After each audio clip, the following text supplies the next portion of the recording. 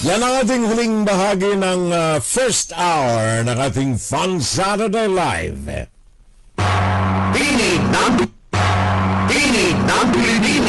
Pilipino para sa Pilipino. At sa loob lang naman ilang sandali mga kapitbahay ang ating Ugnayan, pakinggan. Dito lamang yan sa inyong himpilan online streaming. Saturday Live.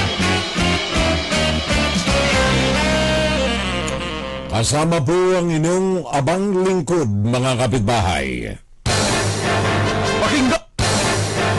Pakinggan si Terrell Salvo tuwing Sabado dito sa FBS Web Radio para sa mga Pilipino. Second hour natin sa ating Fun Saturday Live ang ating Insights. Insight, Guro-Guro, Opinion, Fun Saturday Live. Well, mga kapitbahay, ngayong araw na ito si Tariela, tagapagsalita ng Philippine Coast Guard, ay nagsabi, J. Tariela, nagsabi, nananawagan, umaapila sa taong bayan na huwag butuhin o iboto ang mga pro-Chinese candidates sa eleksyon ngayong taon na ito sa Mayo, national and local elections in 2025. Sabi ni J. Tariela, alam na natin kung papaano tayo ay binubuli ng China. Alam na natin ang mga mangingisdang mga Pilipino ay patuloy na pinahihirapan mga mangingisda natin dito, patuloy na tumatanggap ng harassment sa Chinese government. Ito'y panawagan ni J. Tariela just now, today, Saturday. Kanyang binigyan ng diin, sabi niya, dahilan sa hindi sila mga pro-Philippines, tinutukoy niya yung mga kandidatong mga Manchurians, mga kandidatong mga makakiling sa China, Communist China. Ayon kay Tariela, dahilan sa hindi sila mga pro-Philippines at hindi nila isinasaalang-alang ang ating mga miyembro ng Armed Forces of the Philippines, ang Philippine Coast Guard at ang mga ordinaryong mga mangingisda, huwag natin silang iboto ngayong eleksyon.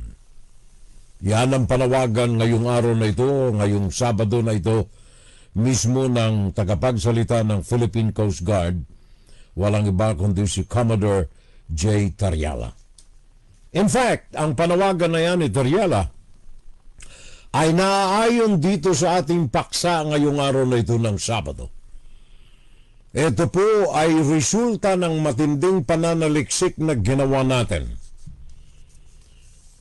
sa koneksyon ng Chinese Communist Party sa eleksyon diyan sa bansa sa Pilipinas. In fact, hindi lamang ito ngayong eleksyon na ito sila involved, kundi sa panahon mismo ng inyong dating presidente Rodrigo Roa Duterte. Kaya nais kong ipaabot sa inyo ang election alert natin na ito galing sa ating palatuntunan. Ang partido na pinamumunuan, chairmanship ni Rodrigo Roa Duterte, ang PDP Laban, Partido Demokratikong Pilipino, Lakas ng Bayan, ay meron pong pinirmahang formal na kasunduan sa Chinese Communist Party of China. Chinese Communist Party of China, otherwise known as Communist Chinese Party. Either way, iisa lamang ho ang pinatutungkulan yan. Now, ano ang signifikante, anong kahalagahan ito sa political practice diyan sa Pilipinas? At ano itong kasunduan na ito? Baka naman ito ay shake hands lang, ayos na eh.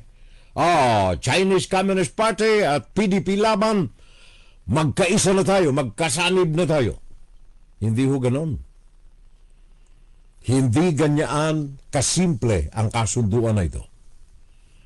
Ito ay isang subversive agreement between the political party of the Philippines, ang PDP laban, at saka ang Chinese Communist Party. Alam naman natin si Rodrigo Duterte ay puppet ng Chinese Communist Party ng China.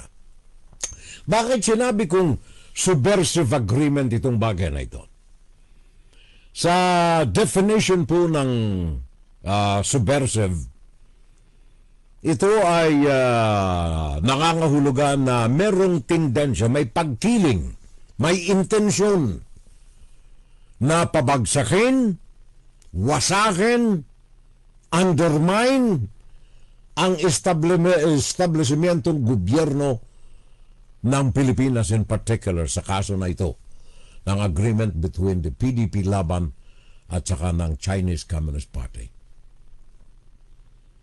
Ito pinagkasunduan nila sa panahon na naupo bilang presidente si Rodrigo Duterte. Si Xi Jinping sa kanyang pag-upo noong 2012 ay sinusunod nito ng masinsinan ang Marxist-Leninist Mao doctrine of the Chinese Communist Party. Sino itong tatlo na ito? Karl Marx, ang godfather ng komunismo, Vladimir Lenin. Si Karl Marx ay isang German, isang Aleman, si Lenin ay isang Ruso. Siya nagpasimuno ng Communist Revolution sa Russia na nagtatag ng Communist Party sa Russia. Si Xi Jinping ang siyang nagpapatibay ngayon ng pagpapairal ng komunismo sa China sa ilalim ng tinatawag na Chinese influence with a Chinese character. Karl Marx, Vladimir Lenin, Mao Zedong, China Communism. Na may tinatawag silang Chinese character. Ano ang Chinese character na ito? Yung injection ng kulturang China dito sa practice ng komunismo sa China.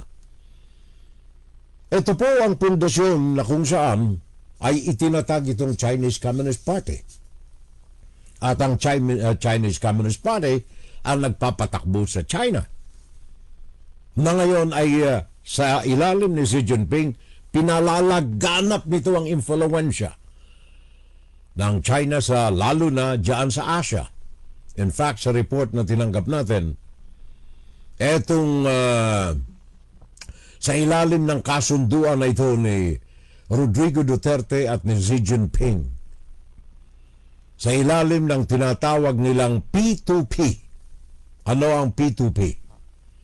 Ito po ang party-to-party relationships between the Chinese Communist Party at ng PDP laban diyan sa Pilipinas. Sa report na natanggap natin, lalong pinaigting, lalong pinagtibay noong 2018 ang relasyong politikal ng Pilipinas PDP laban at saka ng Chinese Communist Party. CCP or Communist Party of China. Simula po nung naupo si Rodrigo Duterte noong 2016 bilang presidente ng Pilipinas, hindi lamang naging matibay ang relasyon ng China at saka ng Pilipinas sa larangan ng ekonomiya, unfair trade practices.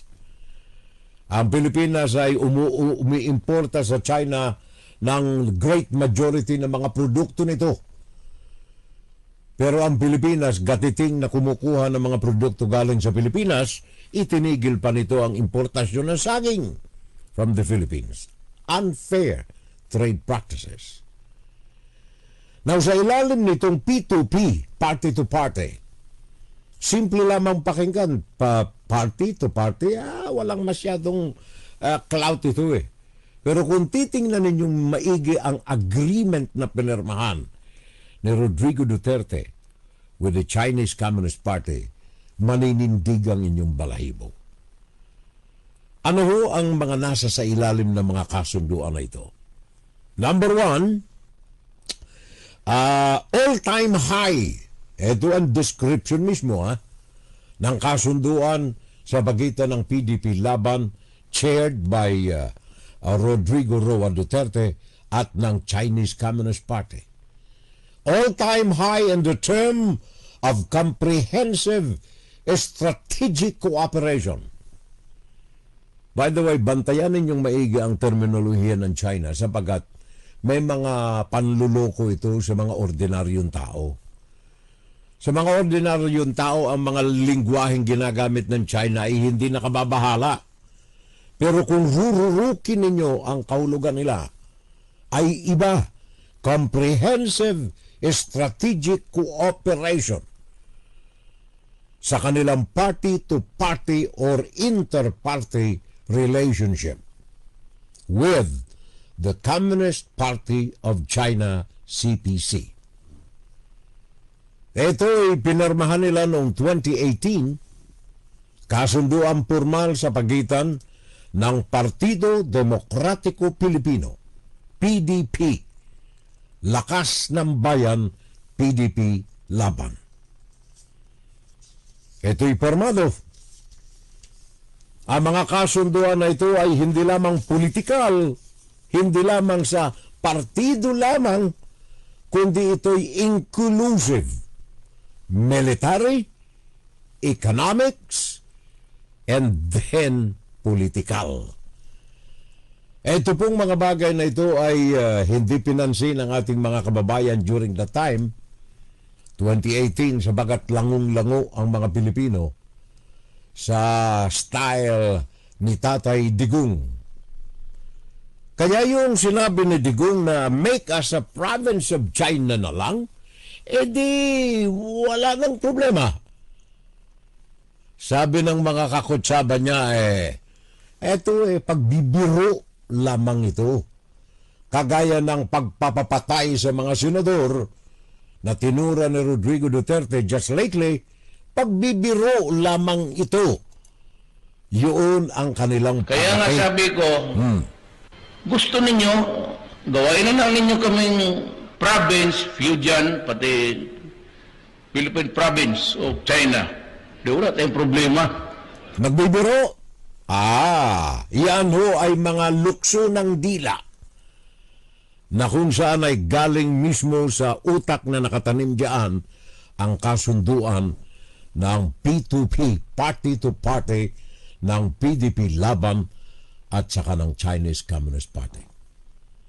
Ano itong mga nasa kasunduan na itong mga kababayan ko? Well, sabi rito sa panig ng Chinese Communist Party, ito'y nakasalin sa wikang Ingles, pero ito ay nakasulat sa Espanyol, sa Chinese. It helps consolidate China's independence after the founding of the new China, or the People's Republic of China, in 1949. It is important to underscore, makakataga mismo ito ng kasunduan, it is important to underscore that in the Chinese system, the party, the Chinese Communist Party, not only commands the gun, as Mao Zedong put it, but also the state, not only to command the gun, hindi lamang sa magitan ng paggamit ng armas, kundi utusan ng Estado. Meaning to say, kung sino man ang nakasundo doon sa P2P party na ito, In this case, ang PDP laban ni Rodrigo Duterte at ang Chinese Communist Party. Not only command the gun, but also the state. Papaanong mauutusan? Well, pumirma ka ng kasunduan eh. Maliwanag sa mga kasunduan ang mga detalye ng P2P, Party-to-Party Agreement between the PDP laban at saka ang Chinese Communist Party. Ayon dito sa isang analyst, itong kasunduan na ito ay nasa tinatawag na parliamentary diplomacy level ng China. Parliamentary diplomacy level ng China. Sa madaling sabi, hindi biro itong pumirma ka ng kasunduan. True to the words of the kasunduan or of the contract or the agreement, kailangang sundin mo ito. At ano ang mga nakatala dito sa mga kasunduan na ito? By the way, ito po ay hindi lamang ito party to party. Sabagat kung alam ninyo ang organisasyong politikal ng China, ang tao sa China ay hindi tao. Sa ilalim ng Chinese Communist Party, sila ang ruling government, the Chinese Communist Party. Sila ang masusunod. Unfortunately, unlike other communist countries, well, close semblances, iisa lamang ang nagpapatakbo riyan eh. Ang kanilang Politburo, hinihingan lamang ng advice. But the final say galing sa chairman, Xi Jinping, nag-iisang kaluluwa na nagdidesisyon sa takbo ng China. At siya ang nagdidikta sa Chinese Communist Party.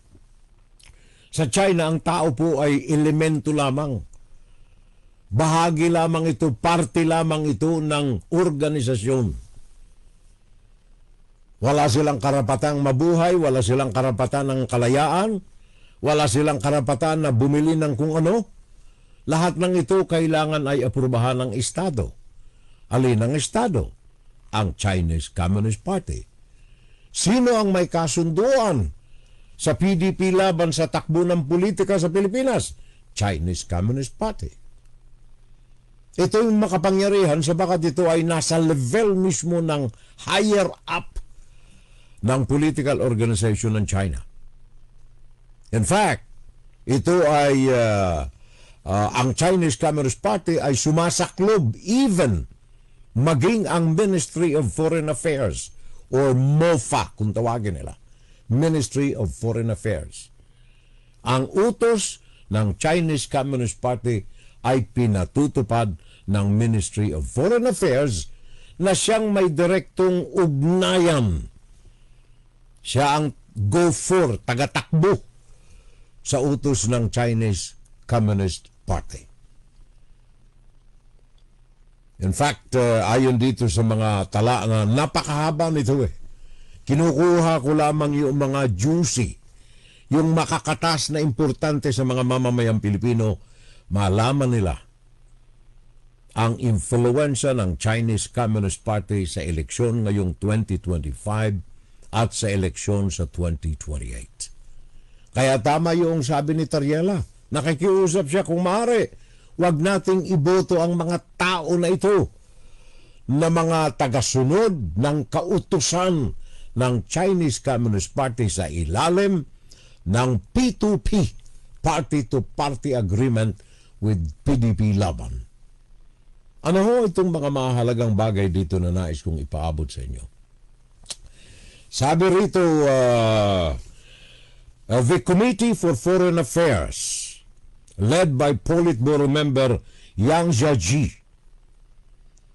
and at the same committee coordinates and supervises the overseas work of all party and each affiliates. In the case of the Philippines, ang PDP laban.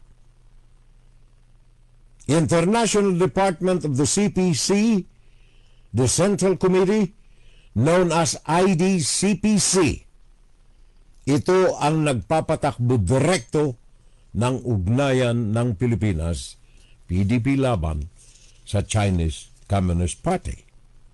Among the functions na kailangan ay manmanan ng Philippine counterpart, ang PDP laban, ay ang mga rekomendasyon ng Central Committee at ng Politburo Standing Committee sa mga regulasyon na dapat sundin ng kanilang kapartido. In our case, diyan sa Pilipinas. Ano ang strategic importance nito sa China na baka hindi sinabi sa mga counterparts nila sa PDP laban? Ano ang mga strategic importance ng kasunduan na ito sa China? Number one, alam naman natin na si Duterte ay pumirma ng One Road, One Belt Initiative ng China. Pumirma siya. In fact, the other several weeks ago, sabi ni Bongbong Marcos, kakalas na ang Pilipinas sa kasunduan na ito ng One Road, One Belt Initiative. Bakit pumirma si Rodrigo Duterte sa One Road, One Belt Initiative? To the extent na 5 beses siyang pabalik-balik during his term sa China, it is because of this agreement. Ang party-to-party agreement between the Chinese Communist Party at ng PDP laban.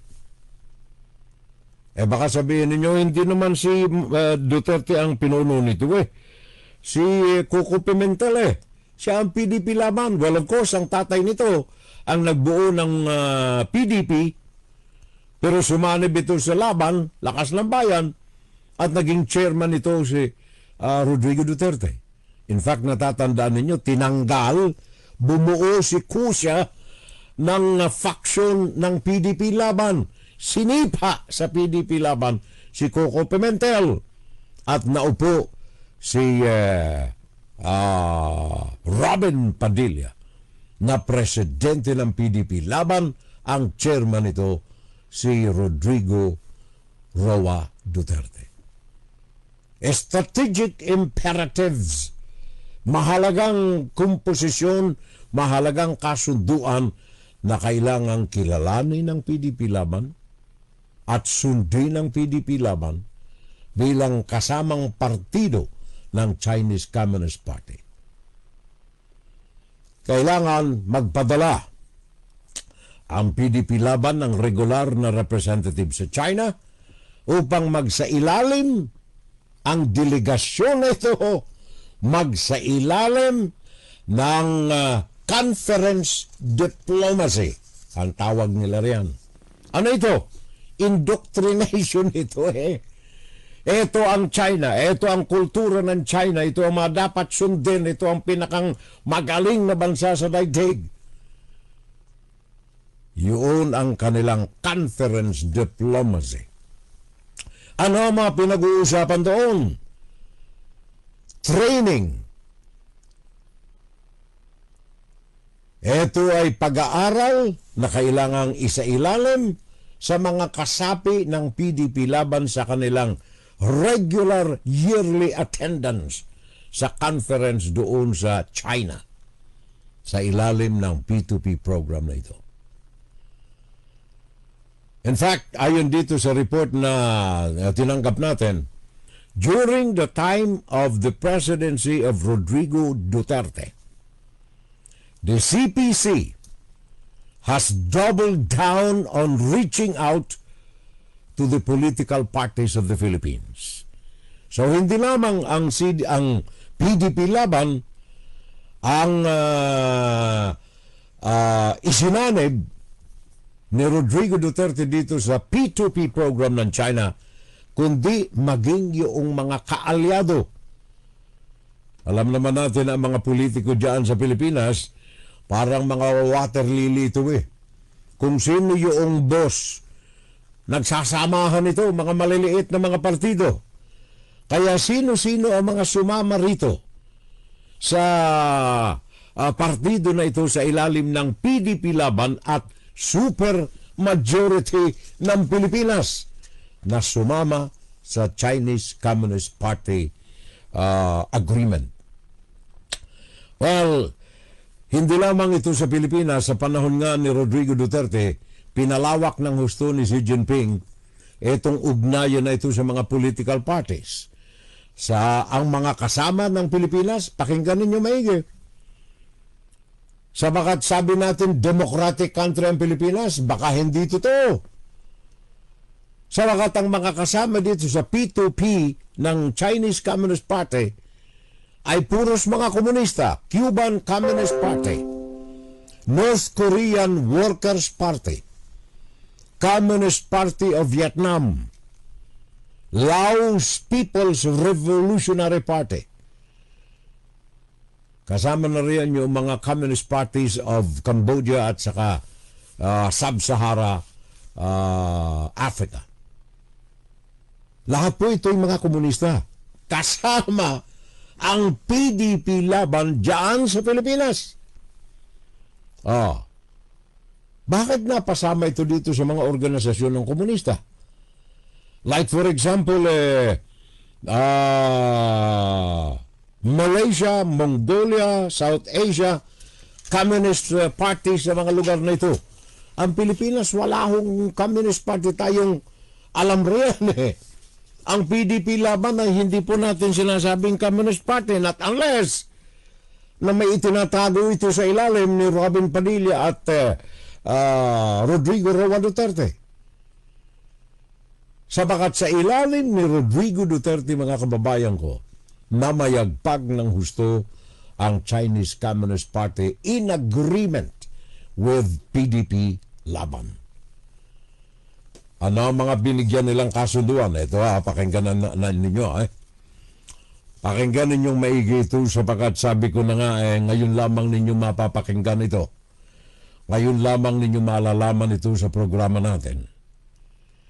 Establishment of formal ties, meaning to say, yung Philippines and China, through the signing of a memorandum of understanding with the Philippine Political Party, PDP Laban, and the incorporation of P2P diplomacy within the framework of the Belt and Road Initiative.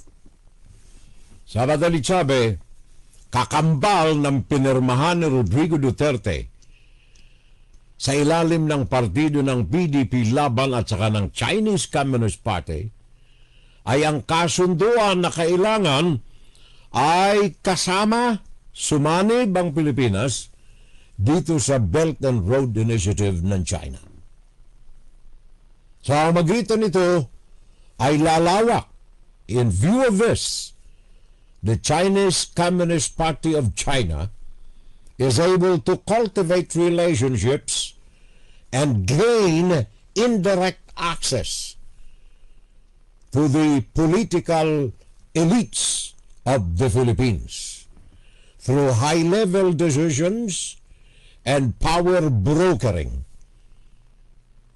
In fact, sabi ko na nga kanina, pagkatapos na pumirma si Rodrigo Duterte ng kasunduan as chairman of PDP Laban with the Chinese Communist Party in 2018, nagsamahan na at isinama na ng China sa party-to-party diplomacy and agreements ang iba pang mga political organizations sa Pilipinas.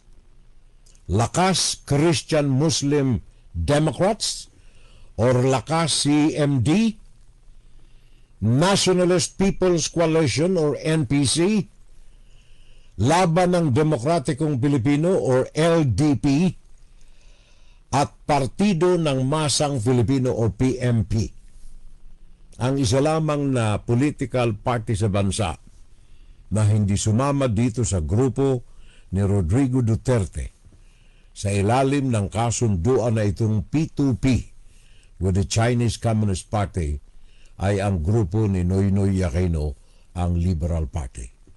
The only party in the Philippines na hindi sumama, hindi nakaisa sa Chinese Communist Party in agreement with PDP Laban, headed by Rodrigo Roa Duterte. In fact, ang dalawang mga puntos na binigyan ng emphasis sa relasyon na ito ng Chinese Communist Party at ng PDP Laban sa Pilipinas ay ang pagkakaroon ng mga kasunduan, Memorandum of Understanding, and then exchange and cooperation in high level,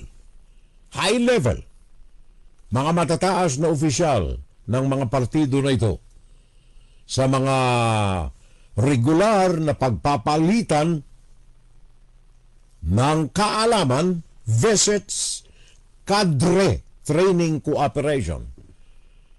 Pag ginamit po itong cadre, ito yung terminolohiya sa komunista ng mga tagasunod, mga sundalo nila sa kanilang mga pagpapatupad ng kanilang mga batas ng partido.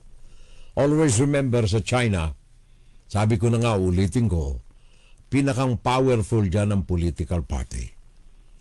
The government is the political party. Ang Chinese Communist Party. Ang mga tao sa likod ng political parties na ito ay mga pun lamang, mga piyon, mga utusan. Baliwala ang pagkatao ng mga ito kung ayaw ng Chinese Communist Party. So, noong 2017, pumirma ng kasunduan ang panig ni Duterte at saka ng Chinese Communist Party ng training, cadre training ng mga political leaders ng Pilipinas doon sa mainland China. Kailangan meron silang mga buuing study groups na tuturuan, i-indoctrinate doon sa China, at pagbalik sa Pilipinas, ituturo ito sa kanilang mga nasasakupan. Ang indoctrination na ito, ang training na ito, na itinuro sa kanila on a high level doon sa mainland China sa mga kinatawan ng PDP Laban pabalik sa Pilipinas. In 2016, ang Laban, PDP Laban, ay pumasok ng kasunduan na ito sa party to party. At simula noon ay nagsimula ang policy training sa mga provincial party schools sa Fujian, China, na dinaluhan ng mga kinatawan, representatives ng political parties ng Pilipinas headed by PDP Laban sa magitan ni President Rodrigo Duterte. Ito pong mga training na ito ay bahagi ng tinatawag nilang party cadres and immersion program. Immersion program. Kailangan i-absorb mo sa utak mo ang mga natutuhan mo dito sa mga seminars, study groups na ito, training exchanges na ito doon, cadre training exchanges doon sa China. Sad to say, mga kababayan, kung sa mga unang hibla ng training na ito, nandoon si Coco Pimentel. Noong mabango pa ang samahan nila ng PDP Laban, tandaan ninyo na ang PDP binuo ay tinatag ng tatay ni Pimentel, Aquilino Pimentel. Ngayon siya ang namumuno. Until after na sinipa siya ng grupo ni Robin Padilla, Rodrigo Duterte at Quisha. Natatandaan ninyo noong 2022. Pero prior to that, si Aquilino Pimentel ang laging kasama sa mga training doon sa China. Nandoon, of course, hindi lamang occasionally, in perfect attendance si Robin Padilla, Chinese Communist Party. At hindi lamang yan, lingid sa kaalaman ng mga Pilipino, regular din na ang Chinese Communist Party ay nagpapadala ng mga kinatawan nito sa Pilipinas para makipagkita sa mga higher officials and cadre ng PDP Laban upang ituloy ang ugnayan, training, cadre training dyan mismo sa Pilipinas. 2018, January, ang PDP Laban mismo ang nag-imbita sa Chinese Communist Party sa isang conference workshop dyan sa Pilipinas.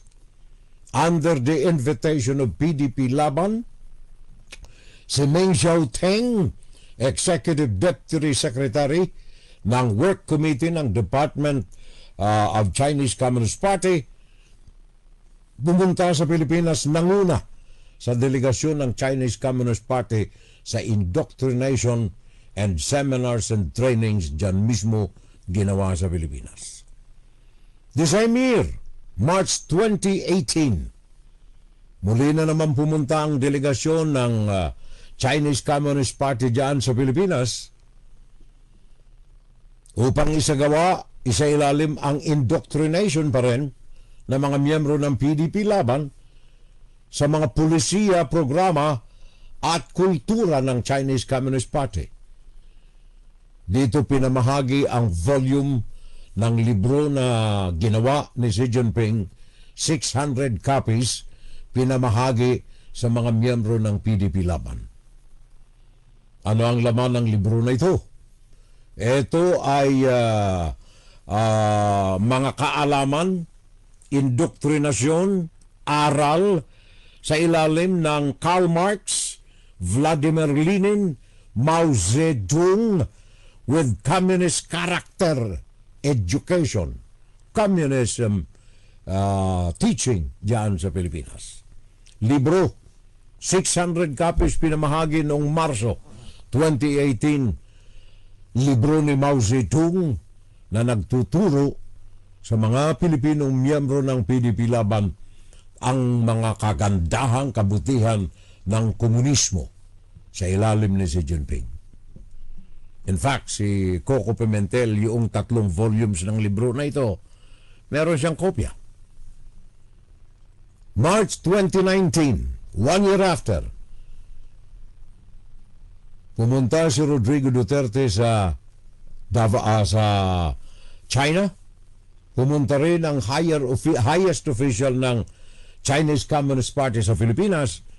Pumunta sa Davao, nakipagkita kay Rodrigo Duterte, nakipagkita kay Sara Duterte at sa pamilya ng mga Duterte sa patuloy na indoktrinasyon ng mga politikong Pilipino ng tungkol sa komunismo at ang mga kabutihan, quote and unquote, nito.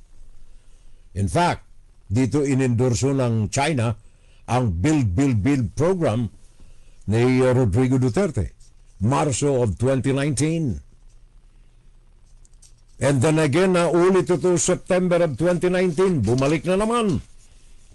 Kung mapapansin ninyo, pabalik-balik ang mga delegasyon ng China sa Pilipinas during the time of Rodrigo Duterte from 2017 hanggang sa 2022.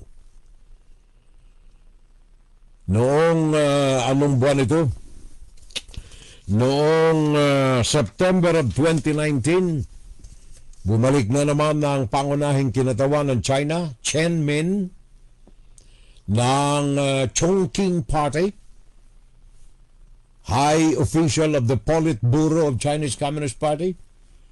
Nakipag-ugnayan ito kay Sara Duterte, kay Rodrigo Duterte, mga kinatawan ng PDP Laban, mga kinatawan ng Nationalista Party, kinatawan ng National Unity Party, ng Lakas CMD Party. Ang mga ito ay nagkaroon ng mahabang indoctrination meetings diyan sa bansa. In fact, si Chen Min ay nagbigay ng panukala kay President Rodrigo Duterte sa kanyang pagbisita mismo sa bahay ni Rodrigo Duterte sa Davao City, at nagkaroon sila ng kung ano-anong mga kasunduang pinirmahan.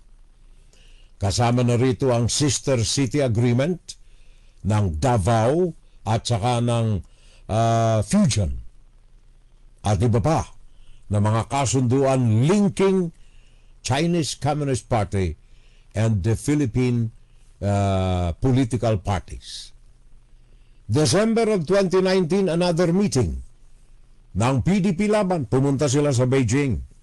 Mga high officials kasama si Robin Padilla. Nakatanda ninyo, nandoon din si Rodrigo Duterte. Mga kinatawan official ng PDP Laban, pumunta sila sa Beijing, December of 2019.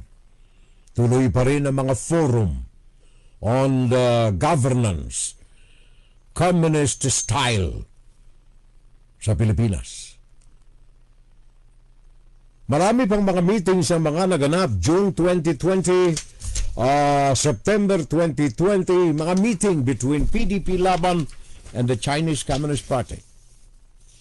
Ang lahat ng mga ito ay may mga kaugnayan sa mga indoctrinations at kung ano-ano pa na may kaugnayan sa takbo ng politika, consultations of how a political program is to run in the Philippines with the advice of Chinese Communist Party leadership. Sino-sino ang mga highly involved dito sa ugnayan na ito ng Chinese Communist Party at saka ng PDP Laban, in particular dyan sa Pilipinas?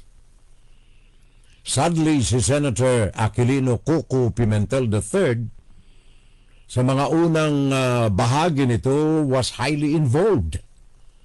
Sabagat siya ang presidente ng PDP Laban, bagaman ang influensya ng Duterte Group dito ay unti-unting kumukubkub sa operasyon ng PDP Laban.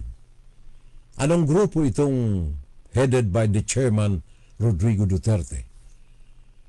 Robin Padilla, naandyan si Energy Secretary Alfonso Cusi, hindi Cuisia, Cusi, there you are, Alfonso Cusi.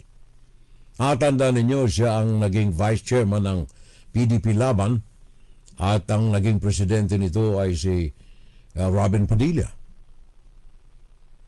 Sino pa ang mga aktibo at that time na pursigido ang Chinese Communist Party na kubkubin ang Pilipinas sa magitan ng PDP Laban? Manny Pacquiao, prominenteng miyembro ng PDP Laban kung inyong natatandaan, ngayong kandidatong senador sa ilalim ng bandila ni Bongbong Marcos. Manny Pacquiao, isa sa mga nagsailalim ng consistent training sa ilalim ng pamamahala pagpapatakbo ng Chinese Communist Party of China. Kasama siya sa mga delegasyon pumupunta sa China. Kasama siya sa mga tumatanggap ng delegasyon ng China diyan sa Pilipinas. Of course, number one na alalay, Christopher Lawrence Bongo. Ito ang miyembro ng PDP Laban na hindi pumapalya sa mga meeting sa Pilipinas ng Chinese Communist Party at sa meeting sa iba't ibang lugar sa mainland China, sponsored ng Chinese Communist Party, Christopher Lawrence Bongo. Lagi yan, 100% attendance. At sino pa?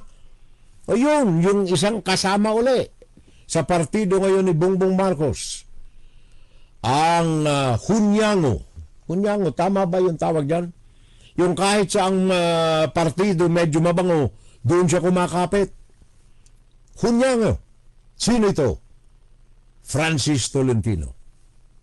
Ngayon, pakieme-kieme siya, ha? Pasimple-simple. Nakakabit na ngayon sa grupo ni Bongbong Marcos. Pero sino itong si Francis Tolentino dyan sa grupo ng PNP, Laban, PDP Laban, sa panahon na nasa indoktrinasyon ng China ang PDP Laban? Francis Tolentino. Laging kaagapay din ito sa mga meeting sa China. And of course, si Alan Velasco, natatandaan ninyo? dating speaker, Lord Alan Velasco. Kaya nga naging speaker ito dahilan sa clout nito sa PDP laban ni Rodrigo Duterte. And then of course, itong pangalang na andyan, asan ba yung listahan ko dito? Meron na. Oh, there you are. Eto, tingnan ninyo itong listahan na ito, mga kababayan ko. Ito ang mga personalities na laging kasama ng Chinese Communist Party sa mga meetings nito sa Pilipinas at meeting ng PDP laban doon sa mainland China hosted by the Chinese Communist Party. Yan ang mga pangalan dyan. Nangunguna, Bongo. Ikalawa, Apollo Kibuloy. Pangatlo, De La Rosa. O na hindi ko pala nababanggit si De La Rosa. Isa ito sa mga perfect attendance. Ronald Bato De La Rosa. Marculeta, Rodante Marculeta. At saka Raul Lambino, yung nabanggit ko kanina, Raul Lambino. Philip Salvador. Ito pong mga ito, dito sa mga nasa listahan na ito. One thing in common dito sa lahat ng ito. One thing in common sa lahat ng ito. May narinig na ba kayo kahit sino sa mga ito ang bumanat o kaya pumuna man lamang in the lightest mode, pumuna sa mga kaaliwaswasang kabalbalan, pangdurugas, pangaapi, pananakot ng China sa West Philippine Sea? Wala kayong marinig ni isa sa mga pangalan na ito.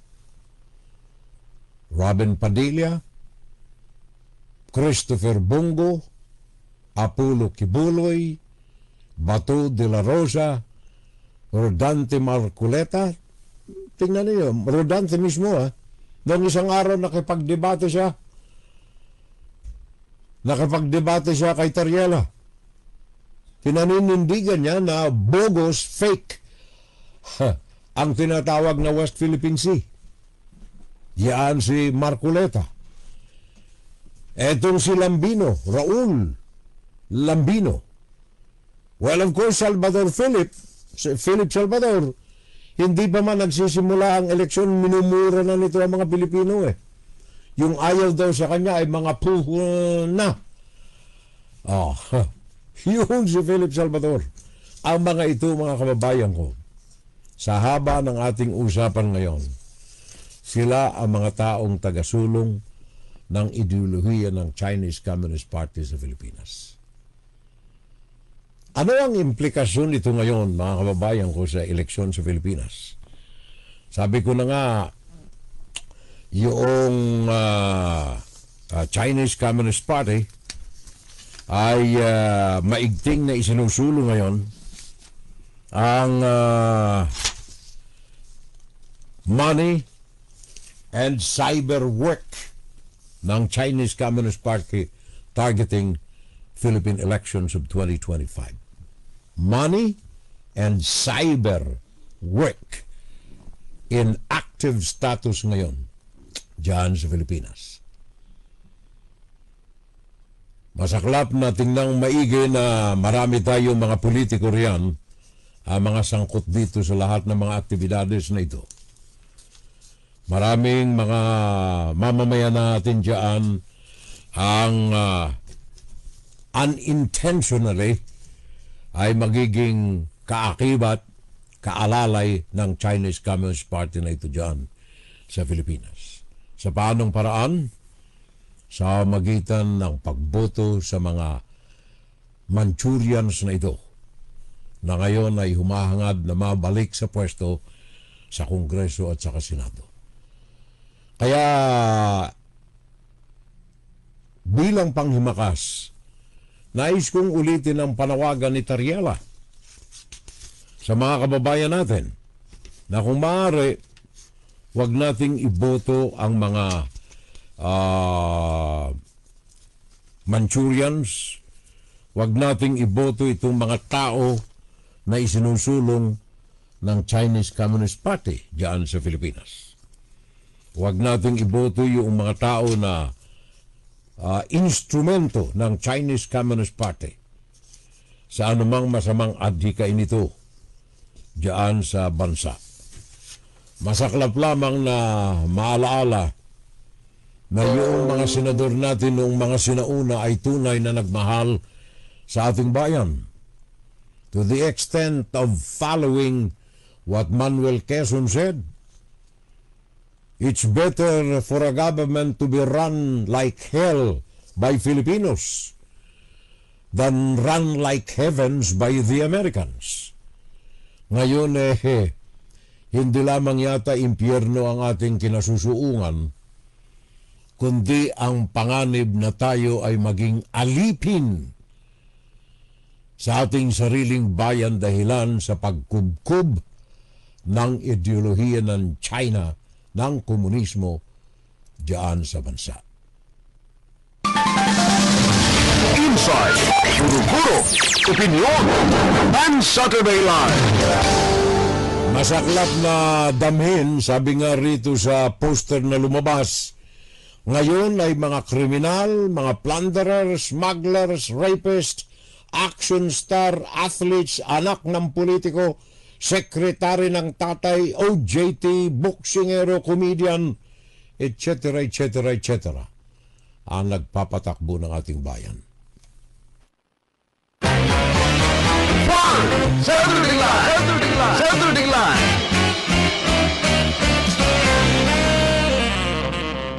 Yan ang ating Fun Saturday Live, ang ating Insights, second hour ng ating FSL. Pakinggan si Terrell Salvo tuwing Sabado dito sa FGS Web Radio para sa mga